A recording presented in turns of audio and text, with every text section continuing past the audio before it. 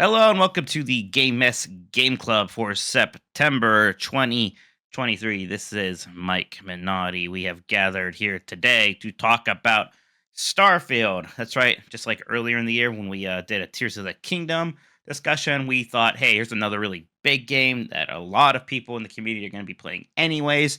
Instead of stressing people out by having them play that and some other random game that we choose, let's just talk about Starfield at the end of the month. Somehow it feels like this game's been out even longer. Granted, I may have been playing it for longer than a month, personally, but yeah. So here we are, Starfield. There's a lot to talk about in this game. I've talked about it here and there. I have finished the game. I started a new game plus, and then that was about it for me.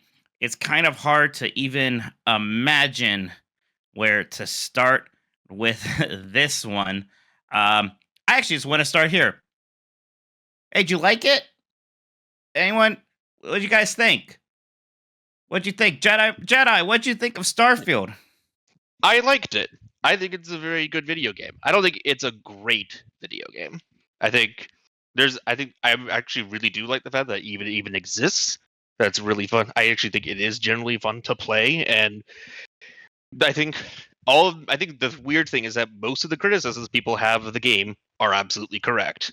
It is just one of those games where you're either going to vibe with it or you're just not. And like it's totally fine if you don't vibe with this game. But I personally really vibed with it.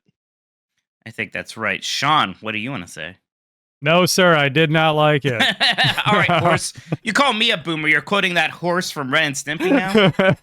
I mean, it's classic. It's evergreen. I like that horse. Don't get me wrong. So I'll follow up a little bit here because if people watched that episode of Game Best Decides that we did our preview coverage of the game, they know that I am not a Bethesda guy, not even much of a Western RPG guy, but I was hoping that this would be the one that pulled me in a little bit more, being a sci-fi setting and everything. And well, that's pretty positive on it in the beginning, like I said in that coverage. The more I played it, we started talking about it as we were playing, the more I played it, the more I'm like, I don't think this is a game for me. And maybe the game isn't, like Jai was sort of alluding to, maybe it's just not that great overall, even if you do like them, because that's sort of, we'll see if Jeff gets in here, but that's sort of the sentiment that he had too. I'm curious how everyone else feels. Villain, go ahead. Can you hear me first off? Yes, I can. Great. I love this game. I'm a big Bethesda fan, and then on top of that, it's a setting that I really love. Like, I'm not a fantasy guy, so the Skyrims and Oblivions don't hold as high bar for me, but the sci-fi setting combined with the Bethesda game really made me love this game. Okay. Beef, go ahead. All right, I've been waiting for this because I'm ready to lay it all out there. Mike, you're gonna need to prepare yourself for this discussion because, yeah, Starfield's my game of the year, and guys, I actually think this is my favorite game of all time. And we're gonna go into details, obviously, as we discuss. But weirdly enough, so I also like Bethesda games. But if I had to I think I've made my own list, top 100. I don't think any of them would even hit a top 25. Maybe if one per series, they probably Skyrim or New Vegas get there. But no, this one did. It's going to be all kind of hard to describe why, but obviously we'll get into some things I came up with. But yeah, I'm being actually legitimately serious, so yeah, this will be fun. All right, yeah, I'm curious to find out why, because there are some people who just are really, really into it, and I don't mean to jump the gun with me. I'm like, I kind of want to understand. But Matt, you go ahead. What do you want to say? What do you think? I think this is a very well-made Bethesda game. I also realized that at this time I was not really super in the mood for one. I get that. That makes sense. Okay. Oh, man, I'm a little bit more alone here than I maybe thought I would be. I don't know. I've been having a hard time really putting it together how I feel about this game, and I think that overall, in the end, I kind of don't like it. I think that at first it was just a little disappointing, and then the more and more I played, that disappointment kind of started feeling more negative, and started to become more and more of a bummer.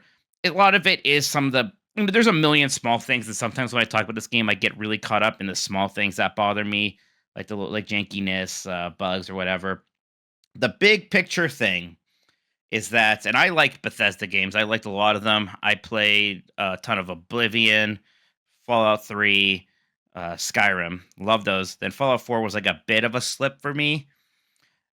This is probably my new least favorite one, not counting Fallout 76. Just because the best thing about those games is that exploration. It is just, I'm going to sort of walk around for a while and see what I'll discover. And you'll usually discover interesting things. You discover entire quest lines or cool little rewards or little story details.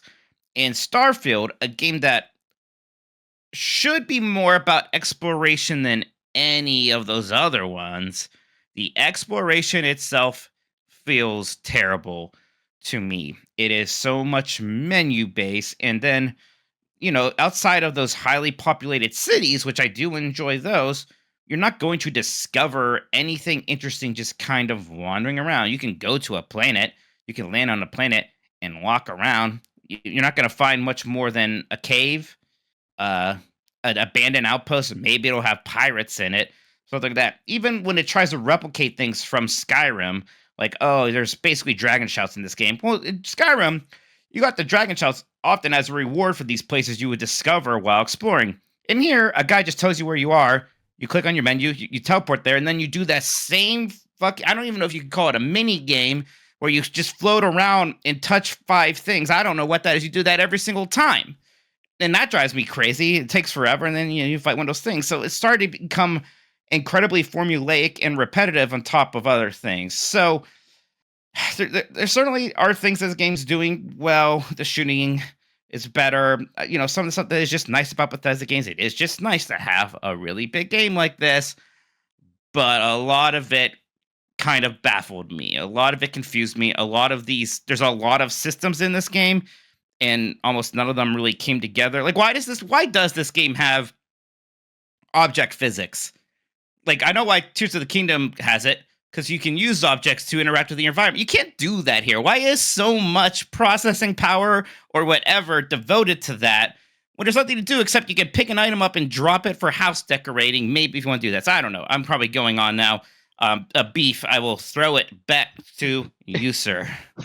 Yeah, no worries. Well, I want to just bring it up since obviously I start off with a big thing, but I think Jedi said I'm with them, kind of in that most criticisms are right. I'm not saying this isn't the best game I've played. It's just my favorite. But all the criticisms, yeah, I get it, and I think this game is super easy. You can say so much things like you hate about this game. It's so easy. Like, I don't want to say nitpick, because that always makes me think like, oh, they're not real problems. They are like issues. I think there's so many things you can find that can get on your skin. It's just for me, and we'll talk about why. Like, after a certain amount of time, or as I guess it went, I just realized they just weren't affecting me. So I think you're still right on with your criticisms. I think that's fair. Sean, what'd you want to say? Well, first of all, I do want to say I think it's great that Beef can delineate between quality and favoritism, because I always say my favorite game of all time is a 7 out of 10, and you know what? There's nothing wrong with that. Well, Star Fox Adventures. Mega Man Legends. Mega Man Legends. Yeah, that's right. It's like a 7 nowadays. But there's gonna be a running theme here of me and Mike are kind of on the same page about this one. Where the exploration. I would almost say you're even generous the way you put it. I think there is no exploration, so to speak, because it really is just menus physicalized. Like, everything is kind of just a menu, and you're just walking around in it or flying around in it, which I don't think is even inherently a bad thing. It is just, I feel, an odd choice for a space game. Like you said, even the commercials and stuff that they do, which, that doesn't always necessarily reflect the specific vision of Bethesda, but they're putting out advertising about explore the reaches of space, or, what are they saying, those cinematic trailers? I'm like, it doesn't really feel like what I'm doing in this game. It almost feels more like level-based disguised as space exploration, which I find really weird. And yeah, on a more general note, like you were touching at, I think it kind of just is what I expected. At least we were sort of talking a little bit before you hopped on for the discussion, but it does feel to me like what I think a Bethesda game is like. Since I'm not, by the way, if I misspoke earlier, I mean Bethesda Game Studios games. I'm not a huge fan of like their RPGs. But I feel like this is what I think of when I think of what a Bethesda game would be, but maybe just not a super well refined version of it, or maybe even the opposite. Maybe it's like so refined that's almost like there's not a ton of experimentation in it.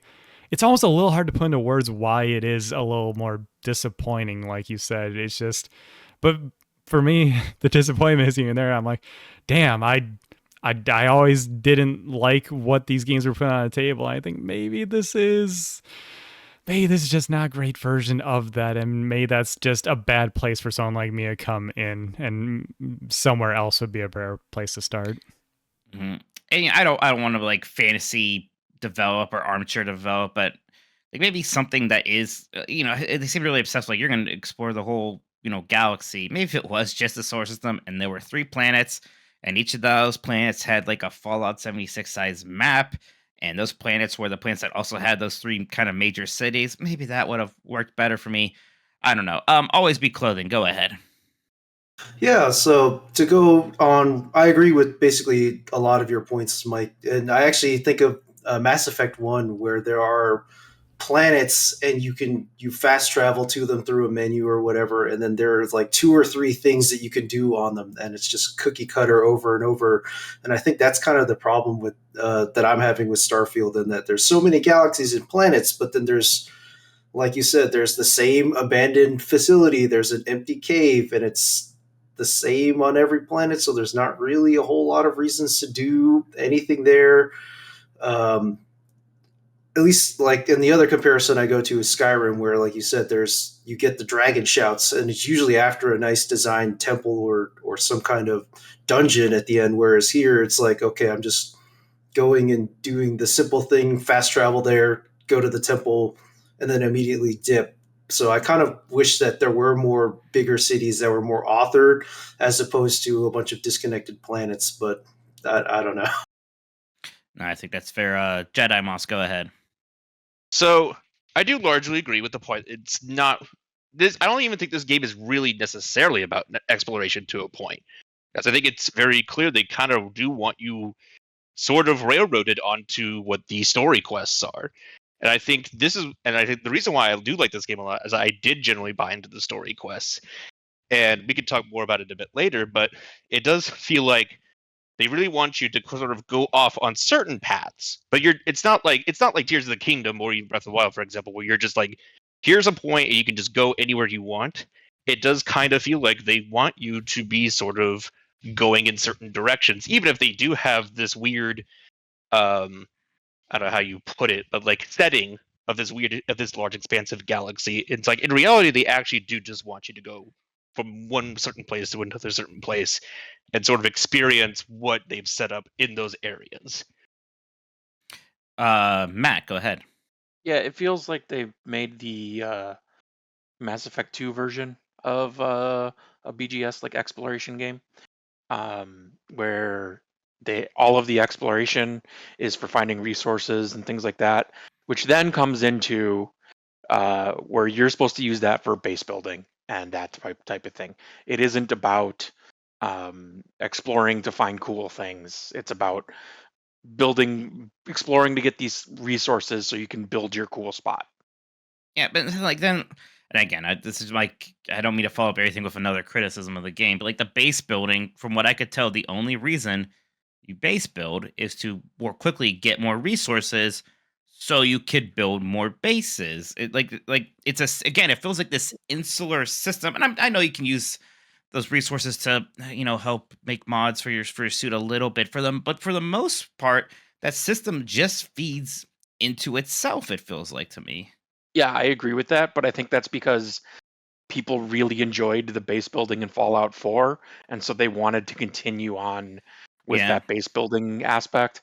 Personally, I sometimes enjoy base building, but like I didn't enjoy it in Fallout 4. I will probably enjoy it in here whenever I have a feeling to come back to it. But yeah, I think they just wanted to continue with that base building because of the fact it was so popular in Fallout 4. Villain Matt, go ahead.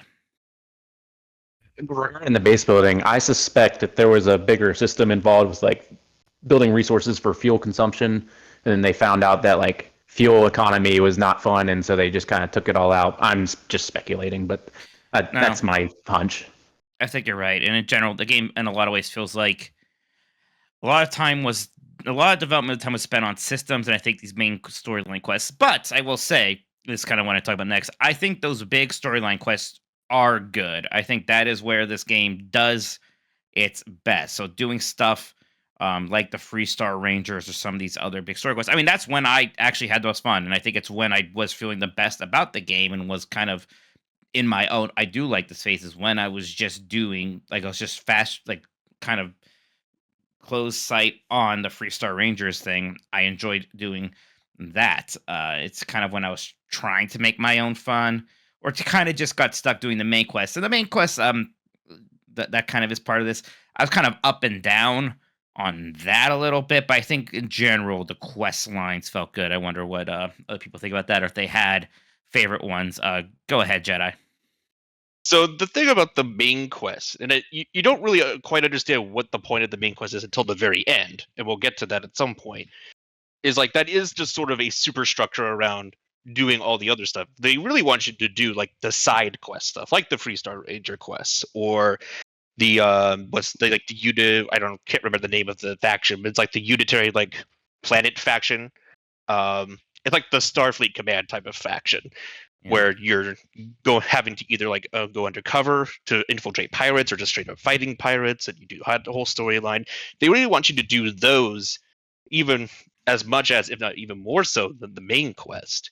And I think those quests are very, very well done, because they do give you a lot of time to spend some time with characters, and you learn more about their backstories. And yeah, those are the experiences I had where like my classes, for example, actually did come into play a little bit, where I was given more options because of the traits that I picked.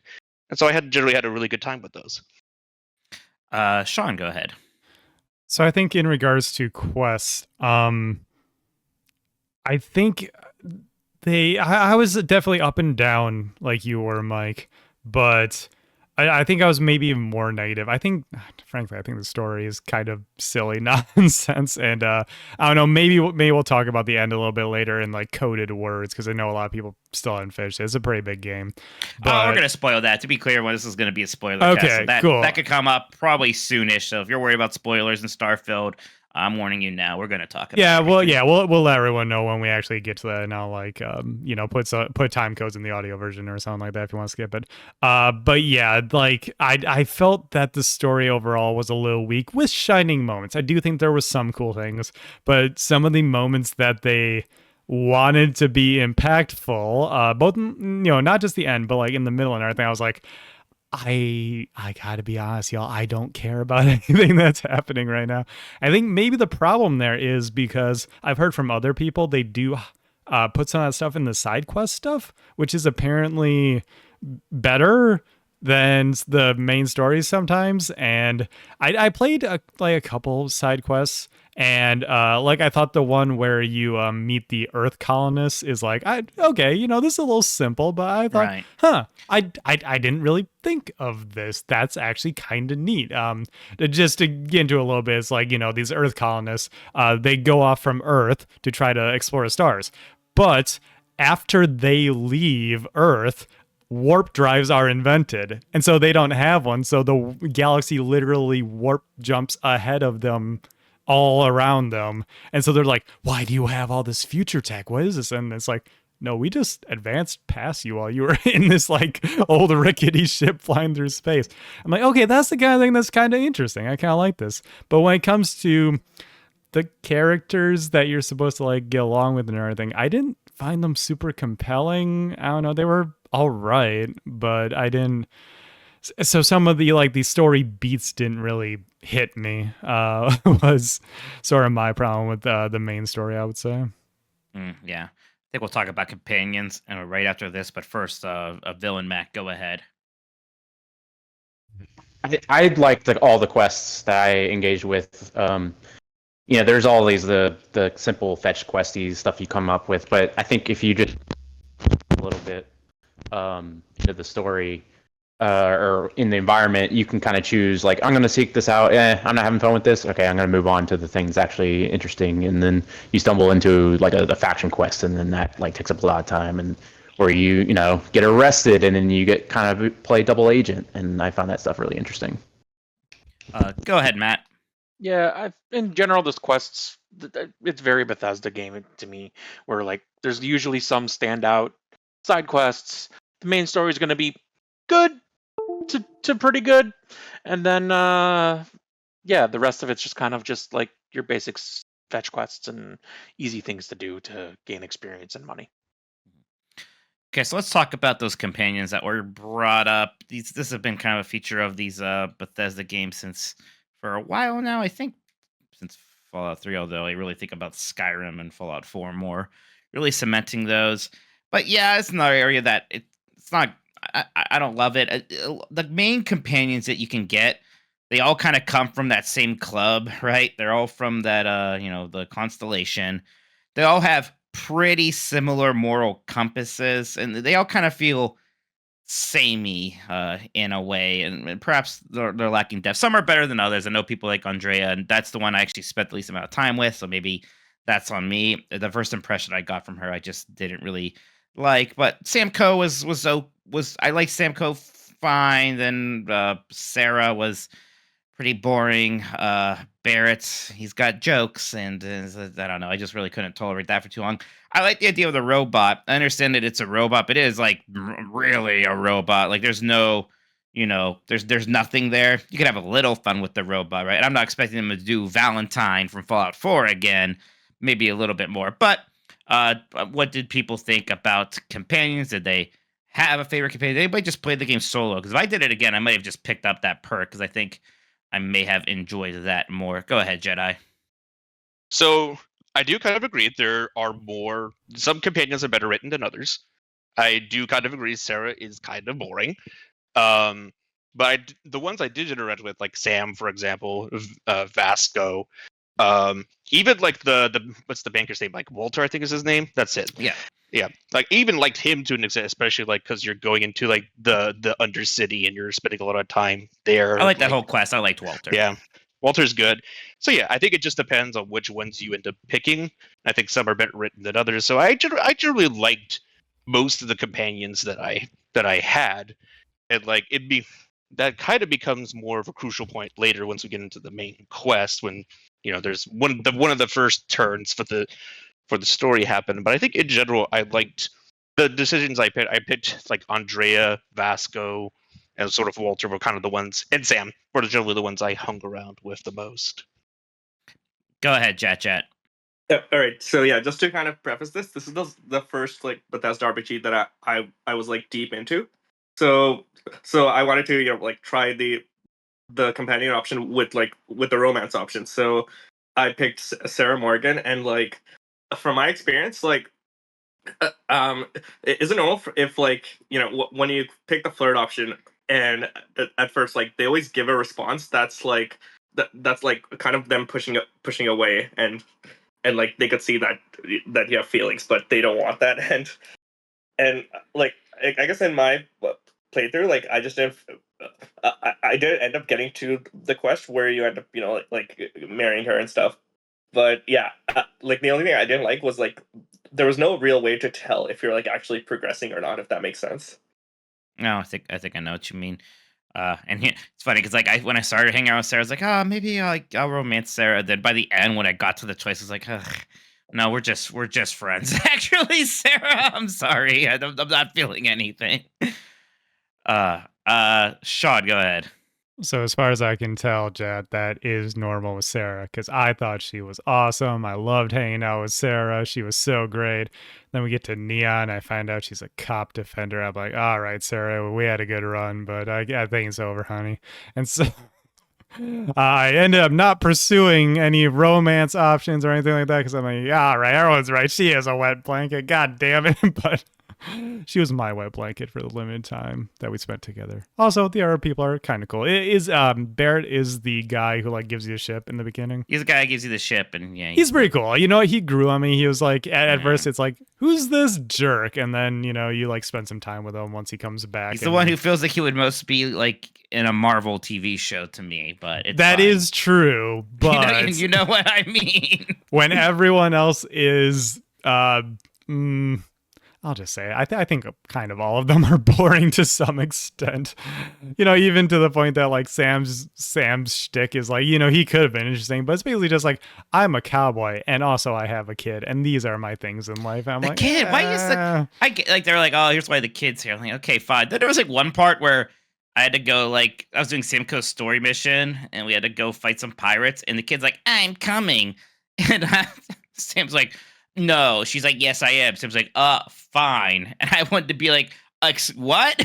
yeah, No. you had to have that the moment. kid should not. You can't say no. The kid can't come. We're gonna get in a shootout with pirates. How else would you know that he's a parent, Mike? That's what they're doing. Like, what are you talking about? The kid's coming. By the way, while we're on that, do you know? Well, we can address this later or something. Like, if someone has something else to say about companions, I don't want to step over them. But I will say, something I brought up with you before, the Samco's quest line, where it's like, you know, you meet his dad and everything like that, and nothing bothers me more in this game that like shooting someone has like no consequences unless they're labeled as an enemy, because I shot Sam's dad in the head about 20 times. I was like, okay, cool, he's dead, we can steal stuff. He's not dead, he's on the ground incapacitated, and I go up to Sam and he doesn't say anything about what just happened. I'm like, I think the companions might be underbaked, and maybe also your relationship with the world in some ways is underbaked.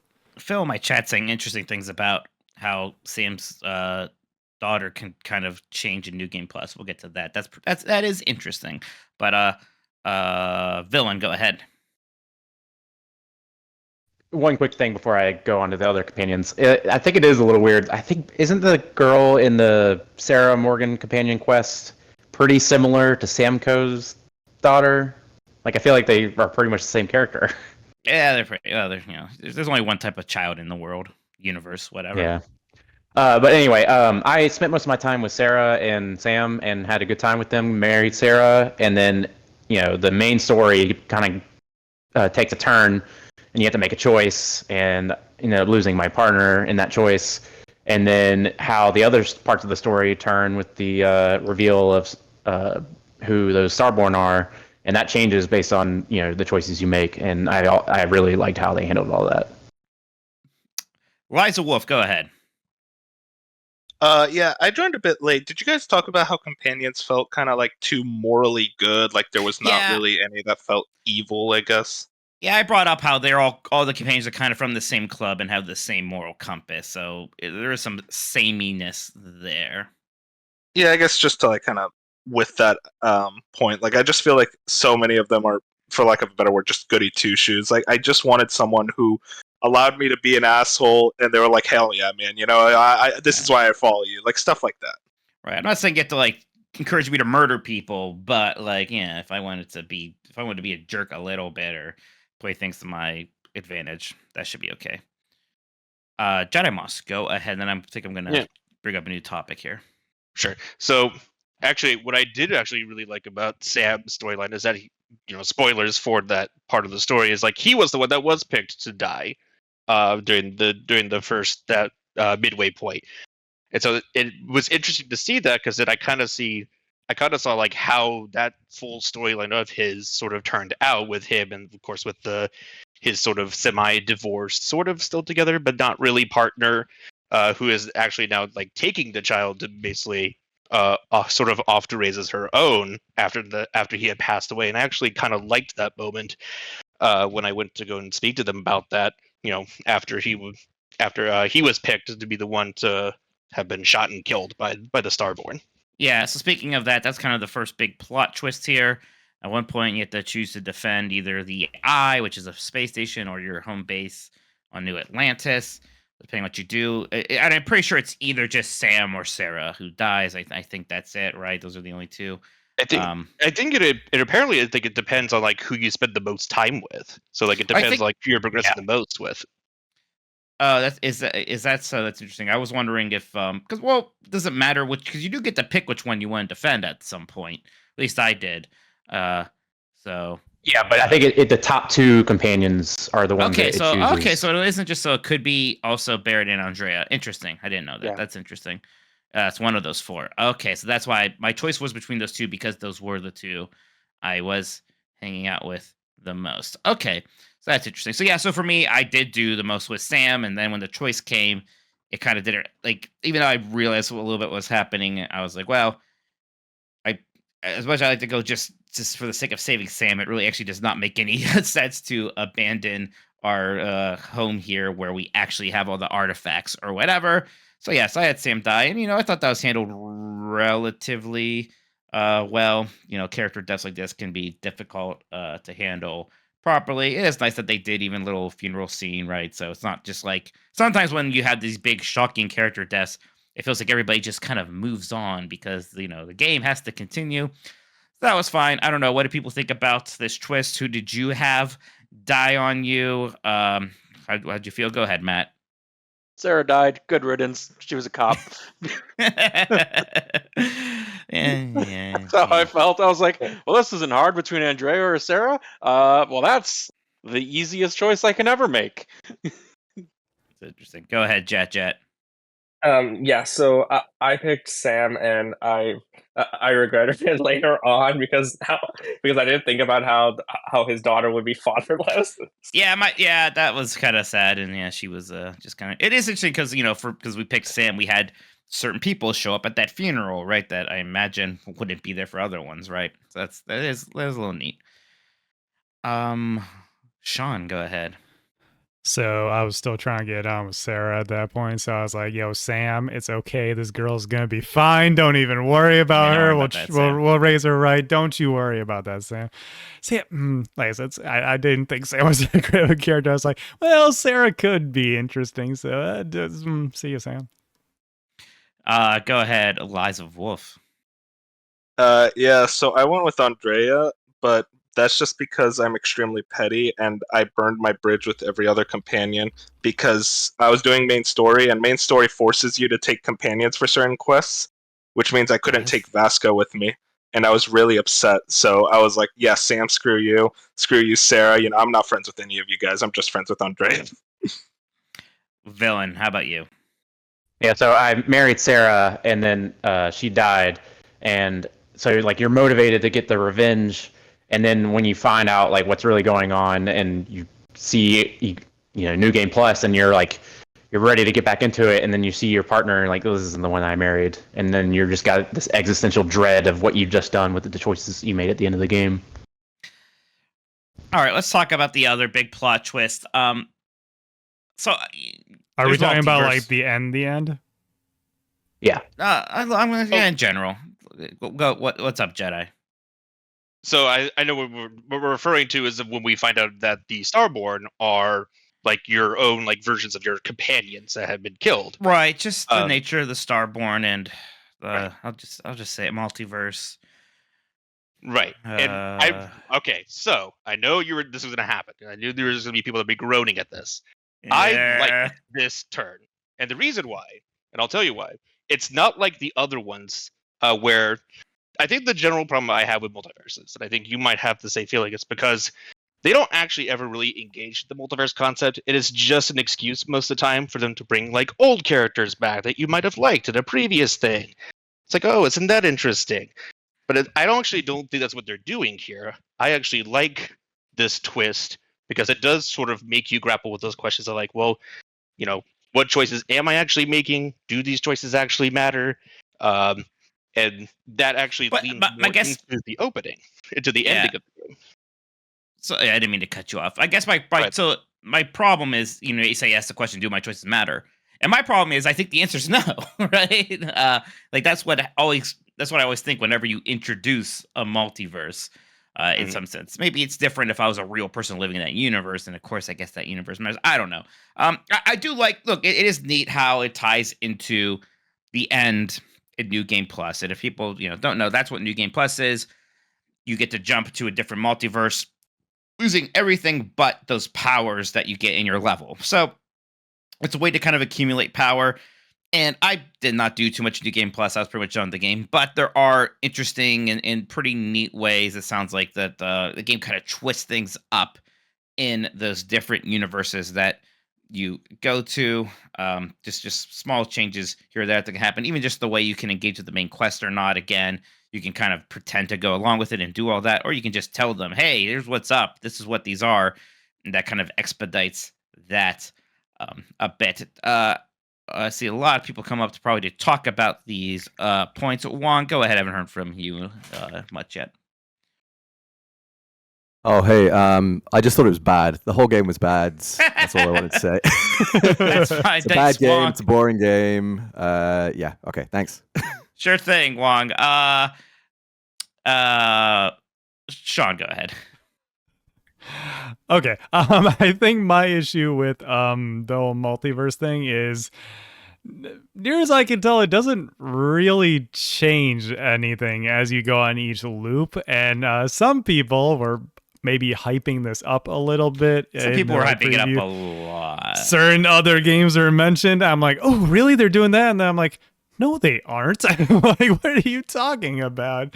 There's literally an option to just not engage with anything remaining in the story and just see, hey, this is how we tweak the universe this time. I'm like, that feels boring to me, because all you're doing at that point is revisiting everything you've already done. But it's like, oh, these characters, to my understanding at least, like, these characters have swapped roles or something like that. Or like, right, sometimes sometimes it can get weird, and it's like, everyone in the universe is Sarah or something like that. Or like, Sarah got turned into a plant, and you're like talking to this plant. And it's like, I mean, I do like that. It's cute, but it's also like, it's cute. Bro, I'm not playing through the game again just to see that. That's the kind of shit I'll go on YouTube and like look at all the different endings of Starfield. And I'm like, I'm not incentivized to actually go along with this loop, is my problem with that whole twist. Jedi, go ahead. So, regarding that, I do kind of agree. As like, the thing about New Game Plus is like, New Game Plus is for people that really enjoyed the game. Like, I don't think if you didn't enjoy the game, I don't see how New Game Plus would really sort of suddenly change your opinions on that. I know maybe it did for a handful of people, but I think in general, that is just there for people that did really like the game. It's like, here's just more options for you to do sort of more interesting variations of what you did before. And so on that level, I really liked it, but I don't think it's something that's going to dramatically like change people's opinions on the game. Villain, go ahead. I think a big reason why I got hyped is that a lot of people reviewed the game and then they just kind of stopped with New Game Plus, and the reviewers like Greg Miller that like put the time in and saw like over and over again New Game Plus and got to discover those changes on their own and like realize what the scope of what they're doing is really interesting. But then if you get hyped on it, then you find yourself disappointed about it. I think that couldn't be the case for sure. Liza Wolf, go ahead. Yeah, so the whole idea of the multiverse I thought was really interesting, like the idea of becoming Starborn at the end I loved. But I think the execution of it just could have been more, I guess, like obvious, like more big as like a moment. I guess Janet Garcia was talking about this over at MinMax, but her idea of like, why not have just like small changes, like the constellation have a different color to it, Sarah has a different haircut, like things, just more obvious things than when I started New Game Plus and I walk in and it's just, oh, it's all the same. Like, it's not that immediate, like, interesting change, to add to the multiverse idea. And like, I know there's like different dialogue changes and like the actual like certain quests and whatnot that like Starborn dialogue choice, but I guess just in general, like, I feel like they could have gone so much further with the idea than they really did, and it just disappointed me in that regard. Yeah, sorry to go out of turn, but I just want to say that's exactly the problem that I had, where I thought it would be, because, I did play it a little bit during the preview period. So when I started to hear rumblings of this, I was hoping that would be like, oh, I see. So when we're gonna play through a game again. Got it. I was hoping it would be you walk into crap, I can't remember the name of the main planet anymore. I'm sorry. Atlantic City or New Atlantis? New Atlantis, thank you.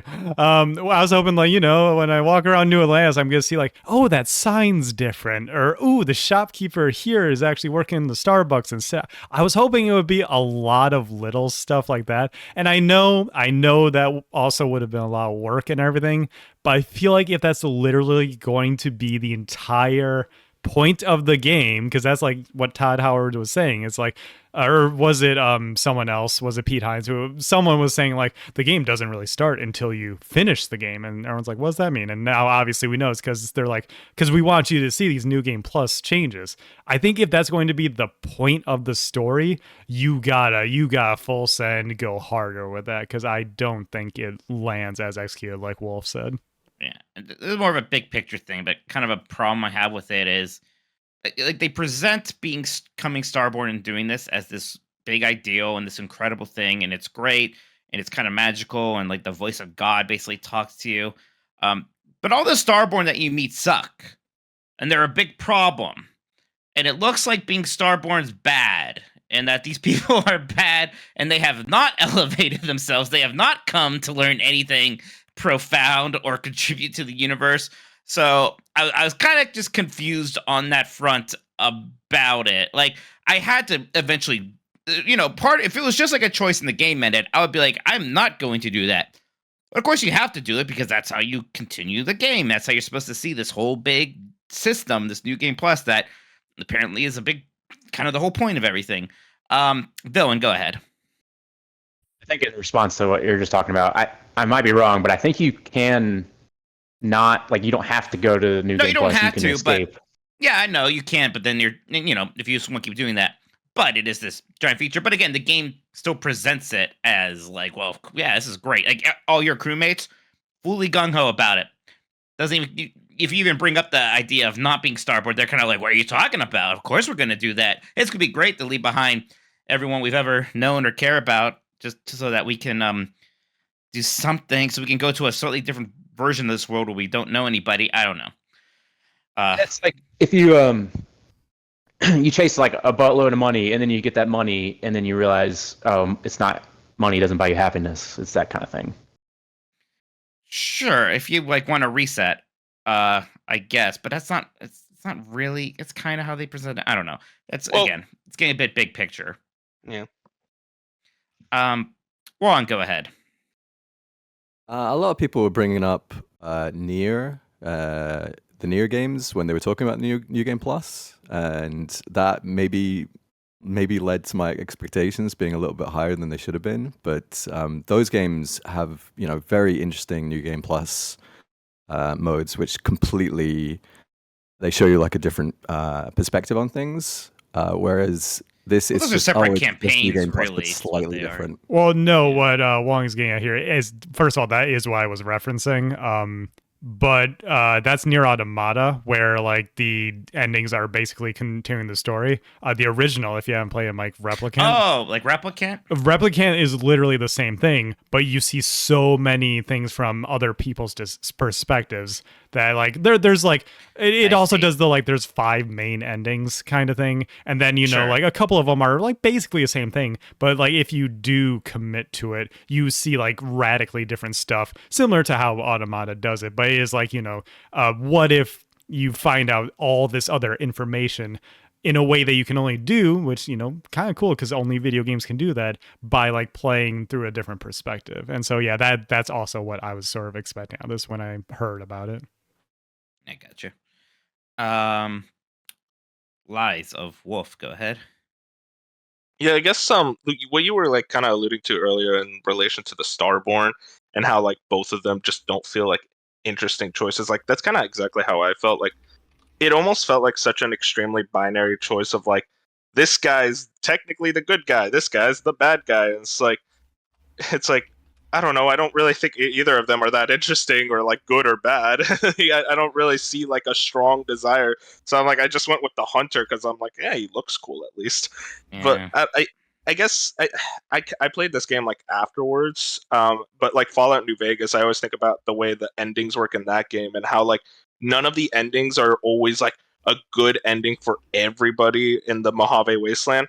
And I was wanting some type of like choice like that, like more choices that felt more like things were going to be detrimental for any party of this regard. But when I got to the ending of the game and the guy was like, "Oh, this is what happened in this universe," like that spirit, that person that's like yourself. I forget what it's called. But he's just like, "Yeah, everything worked out." And it's like, "Damn, okay, that's nice, I guess." Jedi, go ahead. So I ended up picking neither. I ended up rejecting both of them. Ended up going on my own when I finally went off and did the ending. And maybe that's why it impacted me a little bit more, because I did realize like both of these guys do kind of Well, suck. Yeah, So I mean, I decided to reject both of them. I did that too, and I fought. Well, I talked my way out of the end. But it's not necessarily even about picking between those. It's the whole, well, now you get to be Starborn, and it's not even just Right. those two. Every time you do anything, somebody comes and fights you. I'm like, well, why is being Starborn good? Sam Coe was a nice guy, and then he became this Starborn. It seems like it only did bad things to him. It seems like I don't get the benefit of it, and they present it as this kind of altruistic, really like wow thing to become a Starborn, and I don't see it. I don't see what's good about it. I don't see why it's desirable. By the way, Mike, I did fight them when they draw guns on you. I went through that entire fight, and guess what happens? You shoot them? Right, but guess what happens when you win? What? Literally nothing. Just like with Sam's dad, they were just on the ground incapacitated, and when you leave, the game acts like you ran away. Oh, fun. Yeah. Okay. Matt, go ahead. I wanted to respond to Wolf's thing about like how it always ended up wrapping up nicely. That's just how all the Todd games feel like they end up going. He's not Josh Sawyer. He's not gonna let you have cool endings. That's how it's always been. I don't know why, but I don't know. They're just not the same. Wolf. Yeah, and I mean, Matt's 100% right in that regard. Like, I don't expect that choice and consequence of a Josh Sawyer game with a Todd Howard game. But I don't know if you guys talked about exploration earlier. Again, I Yeah, we joined late, did. but like, yeah, that's what I wanted at least. Where I'm like, okay, if I can't have the RPG mechanics, give me that exploration, give me that Skyrim level of discovery and love for that world and universe that I want to explore. And I just didn't get that at all. And it's like, you didn't fulfill me as an RPG, and you didn't fulfill me as like this exploration Skyrim-esque experience. That's just, to me personally, that's just a disappointment in general. Yeah, I think that boils it down for me, is that I wasn't getting the exploration side of it. I wasn't getting the RPG side out of it. I didn't really feel like I got to really play out some kind of specific character. I mean, gosh, it was almost a joke in the beginning when I said I wanted to be a sculptor for all that mattered, right? So I don't know. But that's fine. Beef, you've been quiet. You said that you really, really like this game. If you want to take a moment, you kind of talk maybe bigger picture about that. I promise I'm not going to snipe back or say anything. The floor is completely yours if you would like it. Oh, thank you, Mike. Well, I'm glad you actually brought up the word bigger picture. That's very good, because this is almost why I myself befuddled why this is my favorite game. Because in recent years, most of my games are like very amazing on a very like just I don't know, almost primal level, like just the simple gameplay loop. Like my game either before this was Hi-Fi Rush. I'm not like you, love Hades, love Neon White, just because like I could just do one level over and over. It's so fun to play. And this is not bad. I like it more from the like very high level. I play it and I feel like I'm almost upset that I don't live in 2200, which I think, or 2300s, and live like this life. So, which is bringing my first point, like what got me in this game is I really like this vibes. I really like the themes. I love NASA punk. I am one of the people who's like, I don't need there to be, sentient aliens, just the alien creatures on the planet. That was enough for me. And I think the one thing, and I think we could go into this topic if other people like want to talk about, is how were you immersed or were you not immersed? Which is, I think, the most important thing about a Bethesda game is, are you getting immersed or not? Because that will like that'll wash over any criticisms. It did for me, and I can talk about more. I want to know if anyone else want to talk about it. Yeah, I mean, I guess when I was feeling immersed, it was maybe in the very beginning when I was kind of new to it, and when I was doing my free Star Ranger thing. But when I am just going through menus, and when I am just landing on a planet and kind of doing nothing, or especially when I am in a temple and I am floating around, touching the star cylinders for whatever reason, like, nah, I'm not feeling super immersed. In That's kind of the default feelings I had. Go ahead, Chat. Yes, so I kind of agree with you in that, like, well, my favorite parts of this game were how the cities looked. Like those Mhm. look really pretty, like New Atlantis, Neon, even. And I enjoyed my game in there. But then actually being in space, going menu to menu, point A, point B. Oh, go through this constellation, and then go to another one. Oh, you don't have enough fuel to get here, so you have to go to this one first. Yeah, that part I wasn't the biggest fan of, and it's kind of funny because now I've been playing Cyberpunk, and that kind of made me like this game. Kind of made me like this one a bit more in that I wanted like a dense, like futuristic kind of looking city to explore. Matt, go ahead. Yeah, the thing that constantly was breaking immersion was just the menus. They're really bad.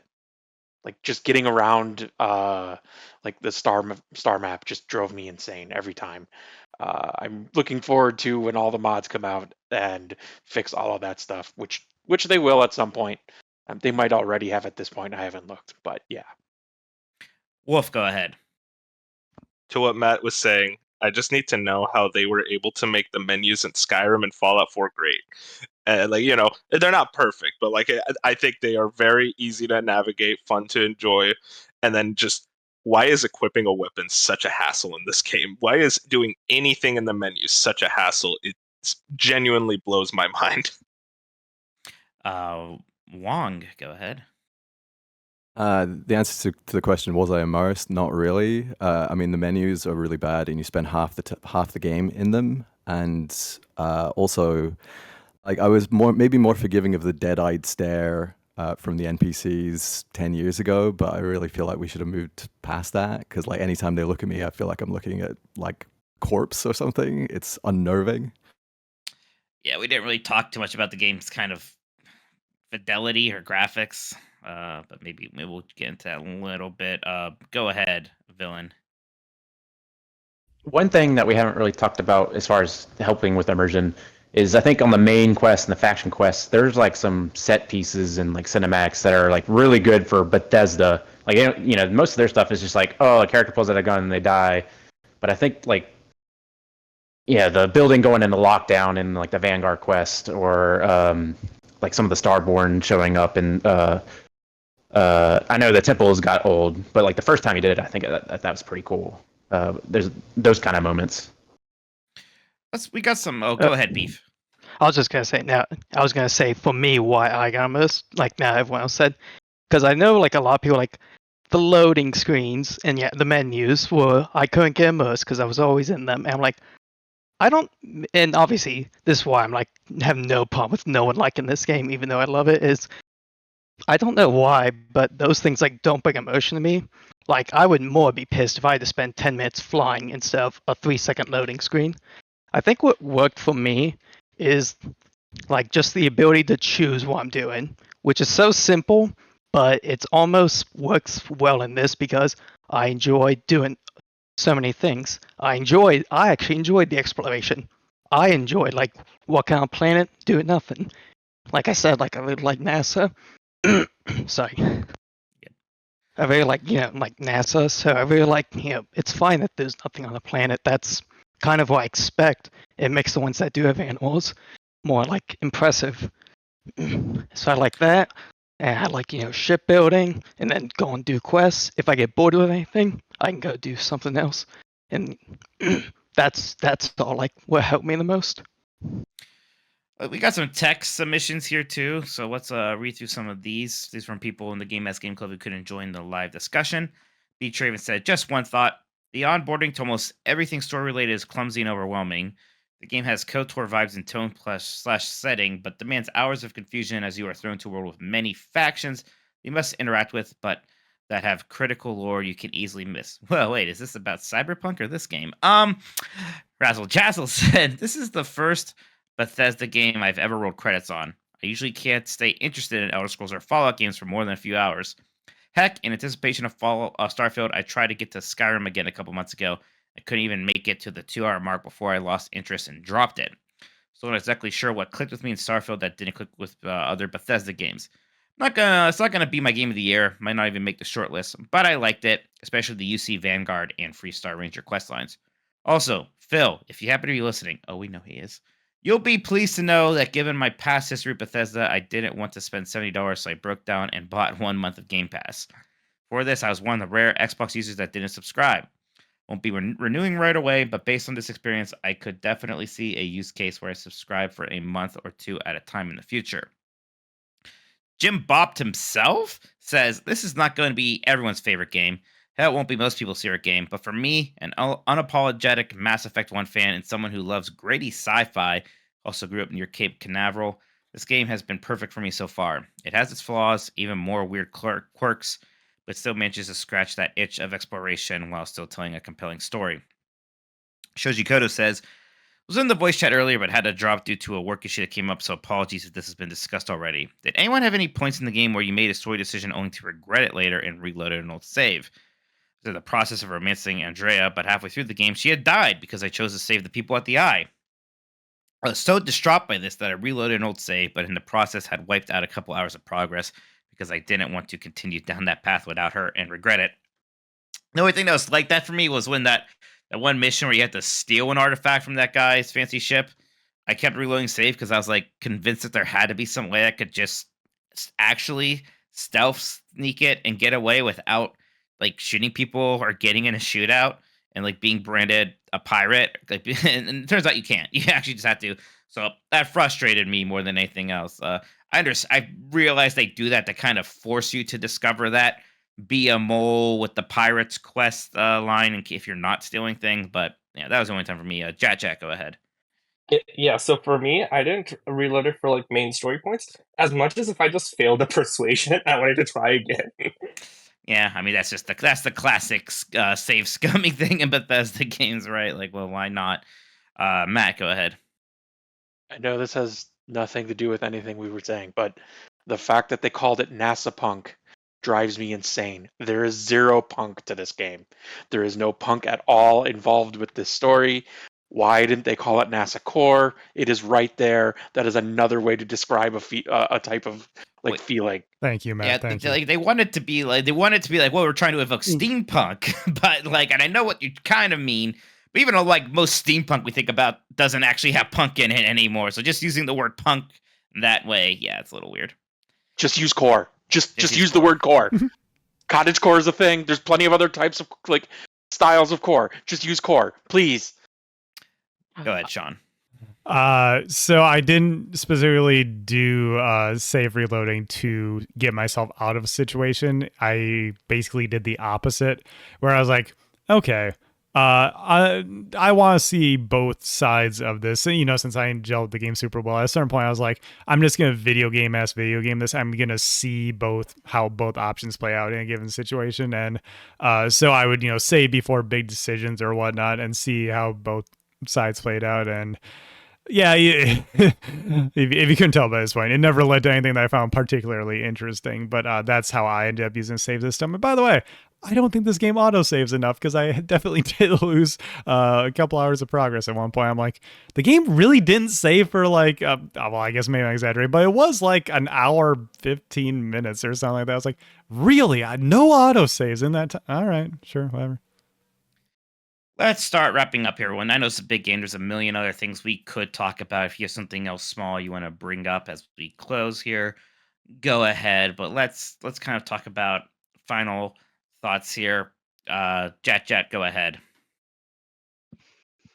All right, so yeah, there was just one quick thing that I remember that that I was really excited for was this feature of going to jail. And I thought you would be in like an actual jail, maybe escaping a prison, but no, you just get arrested and like the days like they just go by and they're like, oh, you lose XP as like kind of your bail. But yeah, overall though, I did still enjoy my time with Starfield. Like the main story was compelling enough to keep me going, and yeah, and visually, like I just liked how it looked overall. Always be clothing. Go ahead. For Starfield, I don't necessarily regret my time. I think it is a really good one of these games, and the writing was pretty strong throughout most of it. And some of the quest endings, I actually wish they had gone a little bit further, but maybe that just speaks to how caught up I was in the universe. But the thing I want to leave off on is that even just small moments, like there's a small interaction where you're cruising through space and a grandma invites you over onto her ship to have a meal as just a lonely traveler. And the whole time I kept wondering, oh, am I going to be poisoned? Where's this going to turn? And no, it just turns out you just have a nice meal with a lonely grandma who just is traveling the world and wants to make a human connection. And there are moments like that where the game really shines. Jedi, go ahead. Yeah, like I said before, I think it's a good game. I don't think it's a great game, and I think it generally sounds like I think that's the thing that disappointed people because obviously we bought into the hype, right? Of like the trailers that they did, the presentations that they did on it, and we were sort of expecting it to be like this massive thing. And it turns out it's not really that. It's just a fairly good game. And so I can tell that like people are disappointed by that, but once I recalibrated of like, okay, it's not going to be that. I decided to beat the game on its what it's trying to do on its own, and I generally had fun with it. I also think it also helps about the fact I didn't pay $70 for it. I just played with Game Pass. I think that's generally the way to go for most people. Is like try it out on Game Pass, and if you don't, if you do end up vibing with it, then great, you can keep going with it. If you don't, then oh well, you can go on to the next thing then because it's on Game Pass, and you can go on to the next thing. Matt. I think the fact that Baldur's Gate came out just before this really hurt this game. Uh, when Abe obviously Clothing was mentioning the jail part, that triggered a thing for me, where it was like, in Baldur's Gate you can be arrested and like you just sit in jail, and that's awesome. They don't do that here. They just kind of speed you through. I feel like it misses a lot of those little touches. But I still think it's a good game. But like they were saying, like everyone's been saying, I feel like it's a good game, but it's not great. Wolf, go ahead. Yeah, I kind of brought up a lot of what I was saying earlier, but like, I guess I bought into the hype. I really thought this was going to be something special. To me, like my viewpoint was like, at the very least, it will be a very good Bethesda game. And a lot of people always say it's like, oh, well, it's just a Bethesda game. I don't even think it's a Bethesda game because to me, a Bethesda game is, choosing a point on the map, exploring, really seeing that world for what it is. And I think that all went out the window when pretty much all the exploration of this game is procedurally generated. I hope to God that they don't bring that back for Elder Scrolls 6. It's my biggest fear right now. Oh, But God. it's just, I guess it's just in general, like, as Jedi said, like I changed the way I played. I played it more like Mass Effect, like an RPG, and then it's just a pretty decent RPG. Like it's nothing mind blowing or anything. Like it doesn't have enough choice and consequence or anything to work as an RPG either. I guess like just in every way possible. I really do think Starfield is probably the most disappointing game I've ever played. I don't think it's a bad game. I just think it's a disappointment, and I don't know. That's really all I have to say about it. Villain, your turn. I said before, I love this game. We've kind of talked about all the major moments, but one of the reasons I love Bethesda games is like the quiet, like walking in. I really love the encumbrance-based looting, and you really have to think about that value in this game. And they made a really good lock-picking mini game, which is incredible that they figured out a new one. And it's those moments that I really like, just grinding away at it. Wong, your turn. I mean, I said it. I thought it was a bad game. I did have some fun with it, but for me, it feels dated in so many different ways, and in a lot of ways, it actually feels worse than the previous Bethesda games. So it kind of feels like the logical endpoint of this kind of game. Like it hasn't really improved much of anything. But I'm really glad that some of you guys were actually able to have a lot more fun with it than I was. But it was very disappointing for me.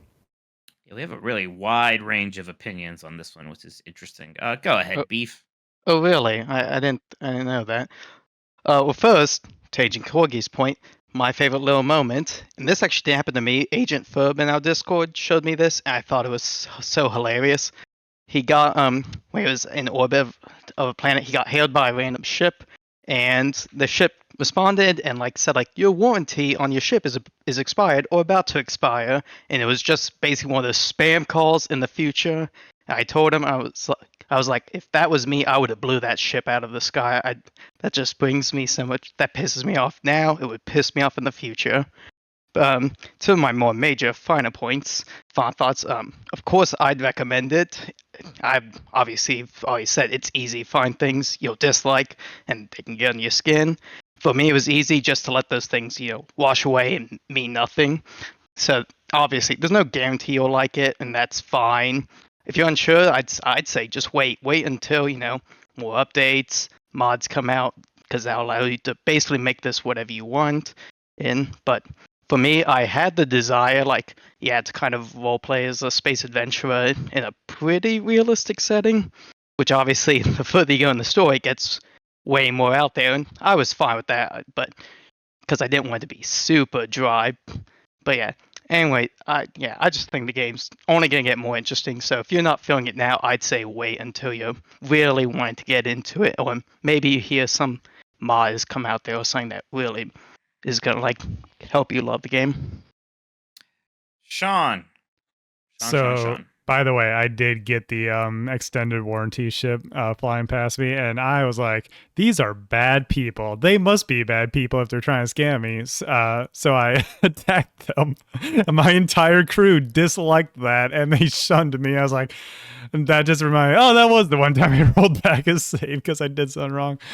But anyways, I'm a guy who doesn't like dunking on games, unless they have it coming to them, like Batman, Dark Tomorrow, or hell. But that being said, God, I'll be like fully negative here for a second. I thought this game sucked, man. I was just really not having a fun time by the end of it, and it's a shame because I thought it started decently strong, and then, like I said at the top, I just think the more I play it, the more I'm like, at the very least, this isn't really a game for me. But also, I try to separate critic from preference in my brain, like I mentioned when Beef brought it up, and I do think it's a fine video game. I think as a video game, it's all right. It's whatever. But the problem here is that it's so, when I hear everyone talking about it, I think the problem is maybe it's just so vanilla is the issue, because this game I feel should have been the one to pull in people like me with, having a radically different setting and having the opportunity to try new things and everything. But at the end of the day, it feels like it's such a straightforward understanding of video game mechanics. And I think part of the problem is some cool stuff is in this game. Like people are pointing out, oh, this cool thing happened to me. This cool thing happened to me when I ventured a little bit out. I'm like, the game needs to put that in front of you more. I think it needs to just do more to highlight the cool stuff that you could be doing out there. And I tried to get Jeff to say something about this, but I think he might be having some stuff going on with the kids right now, so I couldn't get a hold of him. Oh, fine. But if anyone missed it, Jeff has been saying on shows here and shows elsewhere that basically the same thing that Beef and a couple others I think brought up, where he loved his time and is loving his time with the game, even if he thinks, everything that everyone's saying is right. All these flaws that it has, everything, yada, yada, yada. And I think I'll close with saying, just like with other discussions we've had, I'm glad that people can like this game. I'm glad that this hit for some people in the way it didn't hit for me. It seems like it didn't hit for, Wong and Mike, you. But I just wish that Bethesda could have done more here, and maybe they will with a different one. I just think it's a shame that this one was an opportunity that maybe the ball was dropped on.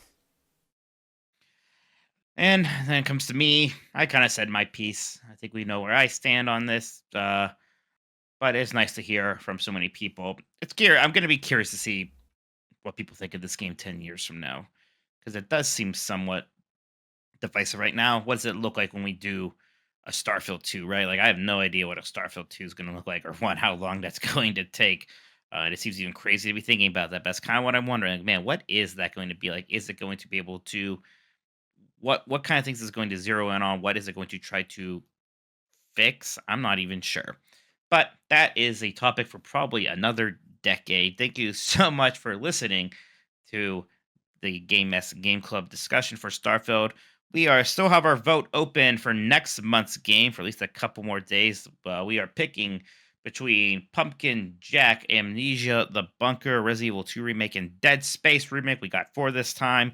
We are picking our Halloween season game. So that's going to be fun. Once Sean, you put up the poll. When is that ending? Is that tomorrow or Saturday? It will end on Sunday. So yeah, if you're On watching Sunday, live, if you're in the Sunday. conversation, yeah, there's still time for it. But by the time this goes live everywhere on audio versions and the YouTube channel, it might already have ended. And by then, hey, we'll let you know if you're in the Discord what the result was. Cool. All right. Thanks again so much, everybody. We will be seeing you all real soon.